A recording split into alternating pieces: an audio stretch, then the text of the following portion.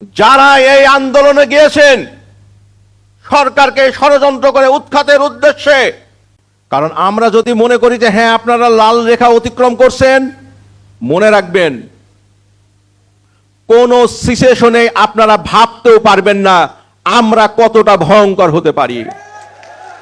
মনে রাখবেন এটা দৌলতপুর। আজকে দৌলতপুরে বিগত অন্যান্য কোনো এমপি বা উপজেলা চেয়ারম্যানের মতো যুগ নাই। আজকে আলহাজ রেজাল হক চৌধুরীর যুগ, আজকে শরীফউদ্দিন রেমন সাহেবের যুগ, আজকে চৌধুরী পরিবারের যুগ। আমি স্পষ্ট ভাষায় আবারও বলছি, বিগত আন্দোলন যেটা হলো, কারা কারা দৌলতপুর থেকে গিয়েছিলেন মনে করবেন না যে আমরা ভুলে গেছি। আমরা প্রত্যেকের প্রশাসনের সহযোগিতা নিয়ে বিভিন্ন ভিডিও ফুটেজ বিশ্লেষণ করে আমরা তাদের কিন্তু তালিকা করছি। এবং মনে রাখবেন যারা এই আন্দোলনে গিয়েছেন সরকারকে ষড়যন্ত্র করে উৎখাতের উদ্দেশ্যে,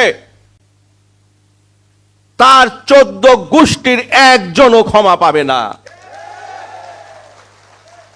মনে করবেন আমাদের ইতিহাস 2014 সাল থেকে 2018 সাল যখন আমরা সংসদ সদস্য ছিলাম, দৌলতপুর থানায় আমরা যেমন কোনোভাবেই কোনো বিরোধী দলীয় চক্রান্ত সফল হতে দিই নাই, আজকেও দৌলতপুর থানায় আমরা এটা সফল হতে দেব না।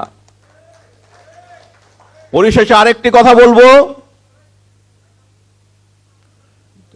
যারা দৌলতপুর থানায় আওয়ামী লীগ করেন, দূর সময় যারা 2001 সাল বা 91 সাল থেকে 96 সাল পর্যন্ত যারা নির্যাতিত হয়েছেন, তাদের সবাইকে আমি আলহাজ রেজাল হক চৌধুরীর নেতৃত্বে ঐক্যবদ্ধ হওয়ার জন্য আহ্বান জানাচ্ছি।